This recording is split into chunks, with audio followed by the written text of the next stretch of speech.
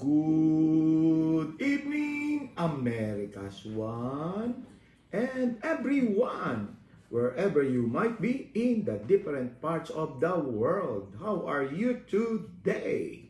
Well, welcome to your online daily devotion, evening session, series of wisdom for godly living, number 110.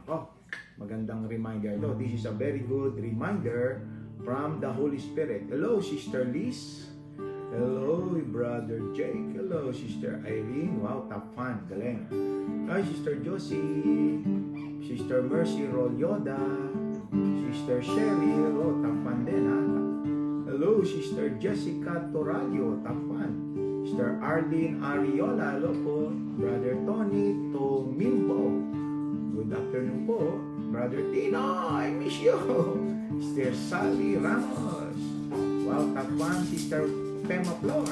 Hello, Sister Lot Cambao. Yan, si Ila yun. Hello, Brother Rapi. Bodino Molo. Good evening po. Hi, Sister Miriam Sanchad. Hello, Sister Annalyn Galutan Overo. Hello, Sister Eve Batangan. Wow, sharer. Thank you po. Awit na tayo ng ating team song. Shepherd of my soul, I give you full control. Wherever you may lead, I will follow. I have made a choice to listen for your voice. Wherever you may lead, I will go. Be in a quiet pasture or by a gentle stream. The shepherd of my soul is by my side. Should I face a mighty mountain or a valley dark and deep, the shepherd of my soul will be my guide. Amen. Pastor Rose.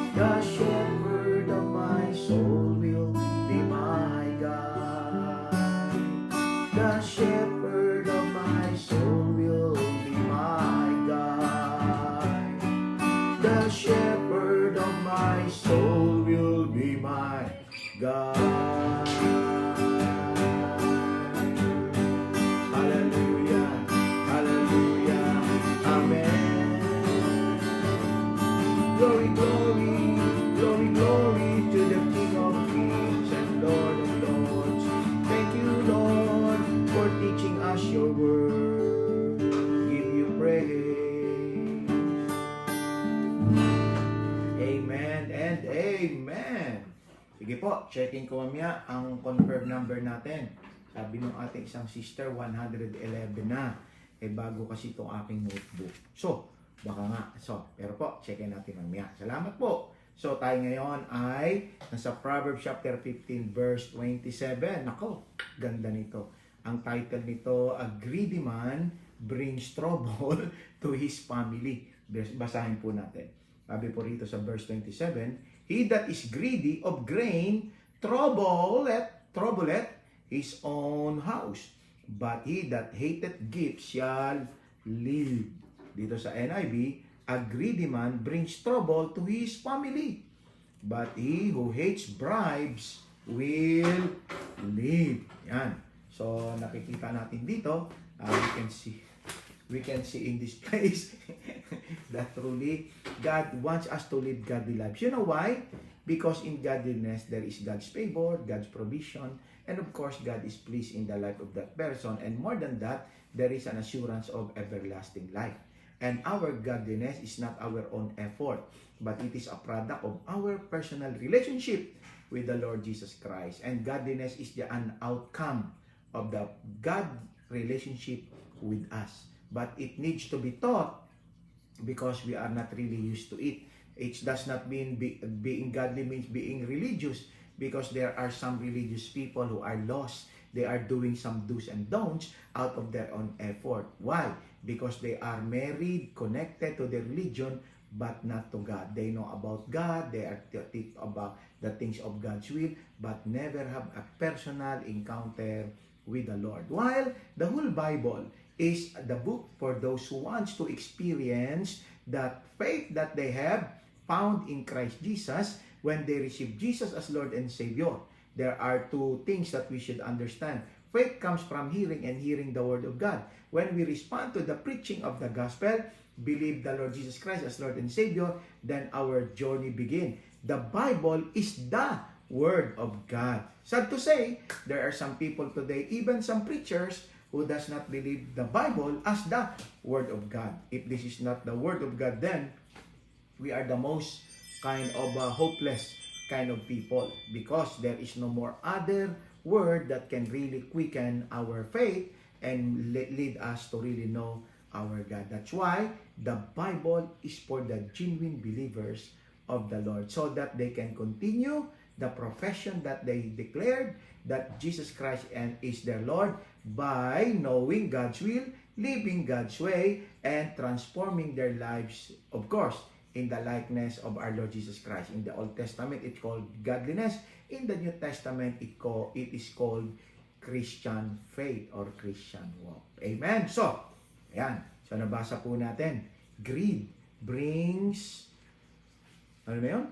Greedy, he that is greedy of gain troubleth his own house. Sa NIV, maganda. He that is greedy, sabi rito, greedy man brings trouble to his family.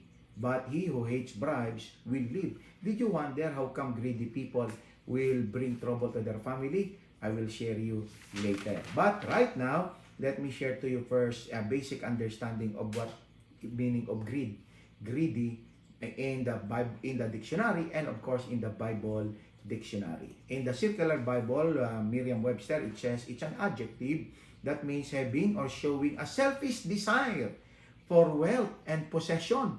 Nako, selfish desire. Yung gusto niya kanya lahat na nakikita niya. The synonym is covetous. Meron pang, I don't know how really this English, may ganito pala.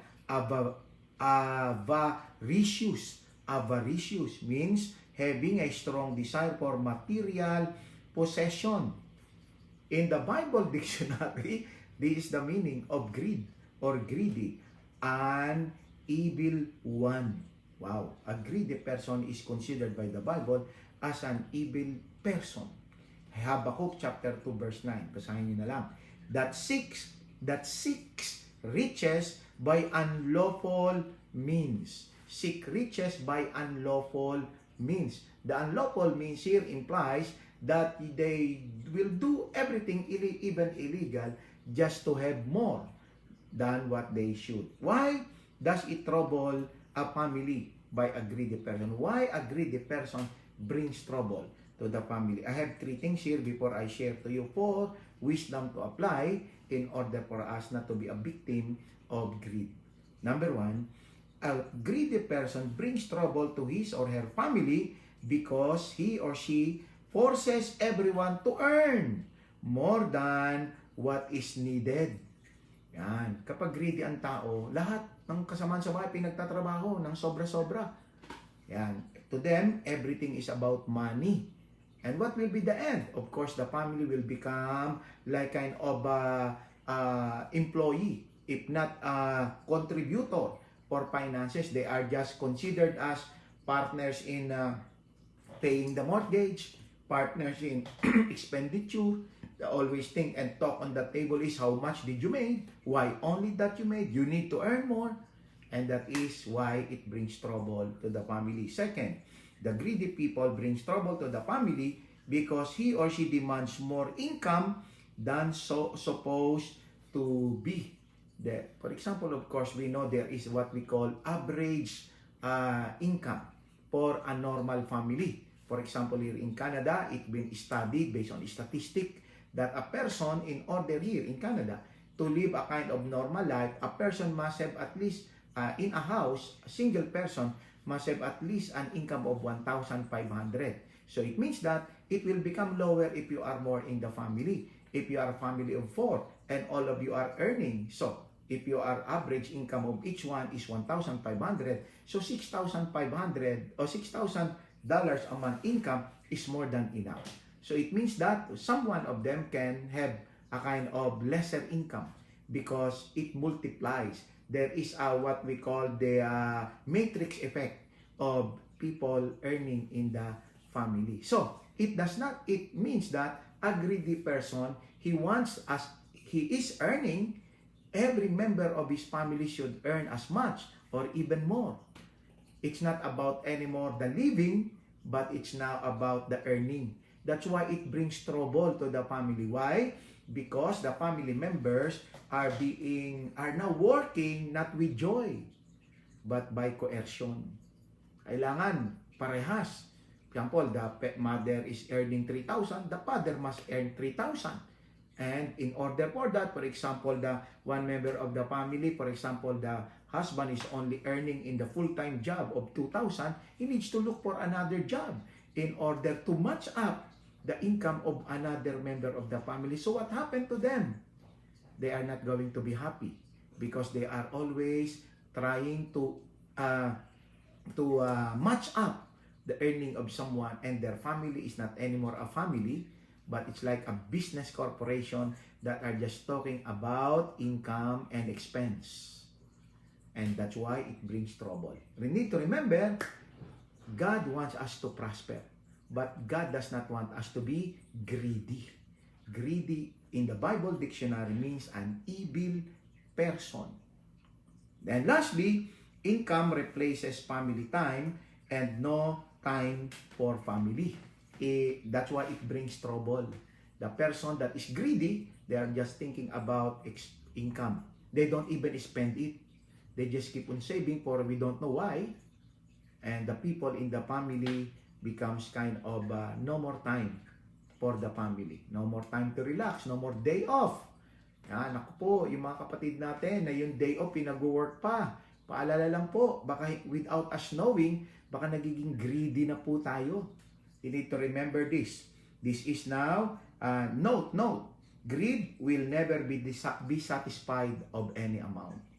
Greed will never be satisfied of any amount. Now, what is now the wisdom that we need to apply? 4 things. Number 1, know God's will and way for your prosperity. God wants you to prosper, but God does not want you to be greedy. Deuteronomy chapter 8 verse 18, God gives you the ability to produce wealth. John 2, I wish above all things that thou mayest prosper, be in health as your soul prosper. So know God's way and will for you to prosper. Prosperity is different from greediness. Prosperity is the supply of all the things that you need, while greediness is wanting to have more than what you need. And that's where the problem begins. Number 2, seek God first and let God bless you. Matthew 6:33, seek ye first the kingdom of God. When you seek God first, He will guide you and lead you to the things that you need in your life. So, that is the wisdom in order for us to avoid greediness. Seek God first, and God help you to see what are for you, what you need, and God promise He will supply it to you. Matthew 6:33, you read it. It's one of the most famous verse. Seek ye first the kingdom of God, and all the things, not some, not many, all the things that you need shall be added unto you. And number 3, earn to live and not live to earn. Ask yourself, why are you alive? Ask yourself, why are you in that work? If you cannot answer it, then we might have a problem. But we need to earn just to live. We don't live to earn. The people who live to earn is that every day and everything that they do, they were always thinking of earning. They are not willing to spend, not willing to share, even to their family member, the time to relax. They are always converting everything into monetary equation. Yun po ay delikado. Sa Tagalog po, masakit na salita yan. Ito po sa Tagalog, mukhang pera. Ayan po, napakahirap po makasama ng tao mukhang pera. Kasi habang nag-aalmusal ka, kinukwenta ko magkano yung almusal. Sabi na ko, yung pandesal, ano na yan, piso na isa yan. At yung palaman, nako, piso din yan. So, 2 piso yung kinakain natin. So, yun po ang, kaya po it brings trouble. But, if we are going to learn how to earn for the purpose of living, it does not matter how much we earn. What's important to us is we are alive. Living is more important than earning. Earning value is only for the purpose of giving us life. If your earning deprives you of joy, deprives you of your time with your family, deprives you of your quality time to yourself and to your family, there is something wrong. That's why, my brothers and sisters, always remember God wants you to live godly lives. And lastly, 5 pala to. Number 4, learn to use money and not money using you. Learn to use money. In a Chinese proverbs, listen, in Chinese proverbs, they said that money gets money. So, that's their proverbs. In other words, to us, we need to learn how to make the best use of the money that we have. We should not be being used by money that every day that we wake up, we are thinking about how much we are to earn rather than thinking of how long should we live, what kind of joy we bring to our family. Listen, if your money, if your finances and riches is not bringing joy to your family, then there must be something wrong. Your earning must be one of your way to express your love to your family. So it means that my earning must be benefiting my family, not just money per se, but because of it, I can give them good food, house, relaxation, go out, buy the things that we need. And it must be spent because we are using money for us to live happily. Not money is not the happiness. You can have joy and peace even with little money. But when you become greedy, your happiness is when you have money. Yan po yung nilalagnat kapag walang pera. Naku po, delikado po yun. Ang tao po dapat nilalagnat kapag napapalayo sa mahal sa buhay. Of course, it's just a quotation that it means that there is no happiness away from the family. Even no money, if you're with your honey, that's okay. But sad to say, some people now believe or principle is no money, no honey. But the genuine people of godliness, they love to share time with their family, and to them it's more valuable than money. Do you remember watching a documentary about the children being interviewed with a hidden camera where their parents are hiding? They were asked what is the most important to them regarding their parents. Somebody was asked, is it cell phone? Is it the toy? And majority of them answered, no. I just want to have time with my mommy. I just want to have time with my daddy. I remember one preaching, I will close in this.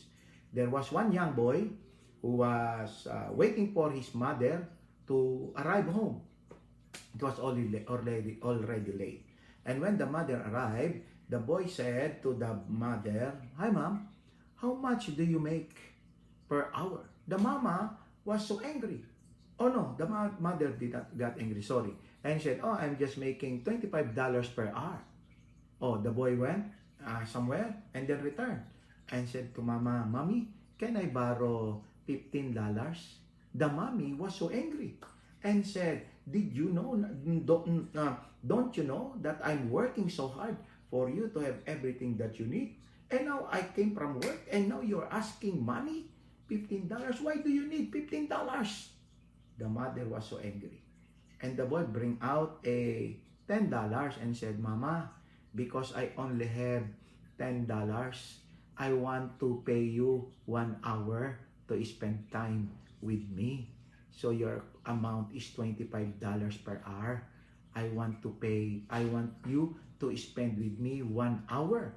I pay you, but my only problem is I only have $10. So lend me 15 so that you can spend time 1 hour with me tomorrow."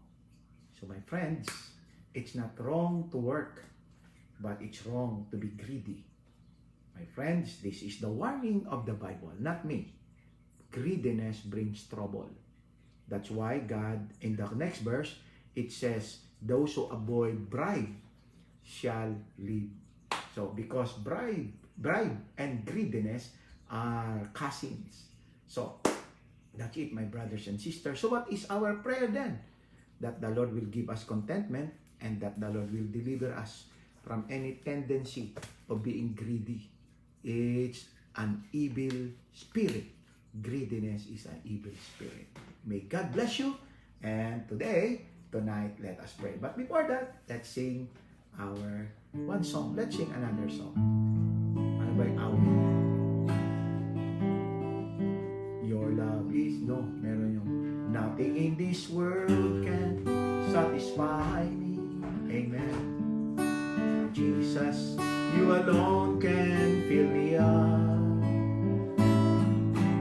I could gain the world and all its treasure, but all those things could never be enough. It is your love, it is your goodness, it is your kindness and compassion that fills me up inside. It is your grace, your tender mercies. It is your presence in my life that satisfies. Amen. The best way to be delivered from greed is to know Jesus as Lord and Savior. Because when you know Him, you are going to have a kind of faith that truly He will supply all the things that you need without you struggling, without you lying, without you being greedy, without you accepting bribe, but just living a life that is pleasing to the Lord. Nothing in this world can satisfy me. Jesus, you alone can fill me up. I could gain the world and all its treasure, but all those things could never be enough. It is your love, it is your goodness, it is your kindness and compassion that fills me up inside. It is your grace, your tender mercies. It is your presence in my life that satisfies. Amen. May you entrust your need to the Lord. Let's pray. Lord God Almighty, thank you very much for reminding us that greed destroys or brings troubles to a family. That's why tonight, Lord, help us to be delivered. Lord, you know our needs, and we pray, may you supply all the things that we need. Use our workplace, use our income, use our employers, Lord, use our business, that all our needs will be supplied. And everything that we have, our wealth, our money, our treasure, Let it be a way for our family to have more time to each other so that our family will be built up, not destroyed. That our family will be blessed, not cursed. Heavenly Father, use each and every one of us, Lord, to earn so that we can spend it with our family, so that our family will be built up and not destroyed. Lord, continue to bless my online daily devotion partners and friends. Lord Jesus, rule our hearts and our mind, for we believe you will supply all the things that we need. May you bless all our source of income, and through it, O Lord, may our family find peace, find security, find stability, and may they know that we work so that we can spend time with them, especially during day off, and so that we can be a channel of blessing to them, Lord, sharing to them all the blessing that we have, and may we inspire them to value our family more than work, more than money, more than treasure, more than anything else next to God. Teach us, O Lord, godly living, so that we will always walk in accordance to your perfect will. In Jesus' name this we pray. Lord, continue to bless Israel, God bless the Philippines, God bless Canada, God bless Aruba, and God bless the nations of the world, and especially bless every families of my online daily devotion partners and friends, and bless their source of income. In Jesus' name this we pray. Amen and amen. So, my brothers and sisters, this is Pastor Bong with Pastor Rose saying to you again, our wisdom number 110 or maybe 111, Proverbs chapter 15 verse 27. Be warned, he that is greedy brings trouble to his family. God bless everyone. You take care because Jesus cares. Shepherd of my soul, I give you full control. Wherever you may live, I will follow. I have made a choice to listen for your voice. Wherever you may live, I will go. Amen. Be it in a quiet pasture or by a gentle stream, the shepherd of my soul is by my side. Should I face a mighty mountain or a valley dark and deep, the shepherd of my soul will be my guide. The shepherd of my soul will be my guide. Amen and amen. So again, shout out tayo doon sa lahat ng mga kasama sa mga group watch ninyo sa ating online daily devotion. Thank you very much po sa watch party. Salamat po, and thank you everyone for always joining us, liking, sharing, commenting, recommending, and praying for our online daily devotion. God bless you po, at lagi yung tatandaan that God wants you to prosper but not to be greedy. God bless you. You take care because Jesus cares. Bye-bye for now.